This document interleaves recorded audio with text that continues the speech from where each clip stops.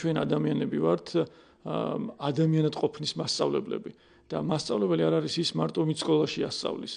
მასწავლებელი არის ის ვინცაც შეუძლია რომ რაღაცა გადაცეს, სიკეთე ასწავლოს, რაღაც სიყვარული ასწავლოს. შეიძლება ვფიქრობ ხოლმე უკანონო პატიმრებზე და მგონია რომ ისინიც მიუხედავად იმისა რომ არიან გამომწყდეული და ხო ჯერ ბრალდებულები არიან, დამნაშავებადაც ცნობილი არ არიან, მაგრამ ვიცით რომ თან უნდა ნაშაულებები არიან, იმიტომ რომ არ არის ხო საკმარისი საბუთები და მტკიცებები.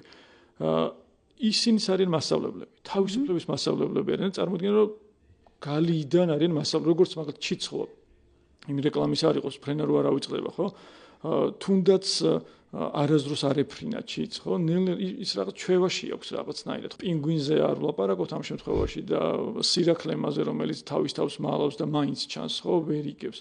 ჩვენ ვლაპარაკობთ თავისუფლების მოყარე ფრინველზე. რაღაცნაირად სინდისის ხმები არიან და აი გაუტეხლები არიან რაღაცნაირად ძალიან მნიშვნელოვანია, იმიტომ რომ თუ ჩვენ ერთი მხრივ და ხედავენ ამას ბავშვები რაც ხდება და ხედავენ ბოროტებას, მეორე მხრივ უნდა ხედავდნენ სიკეთესაც, რომ არჩევანის გაკეთება გავამარტივდეს, თორე თუ მარტო სიყალბეს ხედავთ, თუ სულ დაუმალავთ, არის იყო ეგეთი შემთხვევაც წიგნებში შეგვიძლია ვნახოთ, რომ მეფე რო უმალავს თავის შვილს, რომ თითქოს არ არსებობს ბოროტება, თითქოს არ არსებობს მოხუცები, თითქოს არაფერი არ არსებობს ცუდი.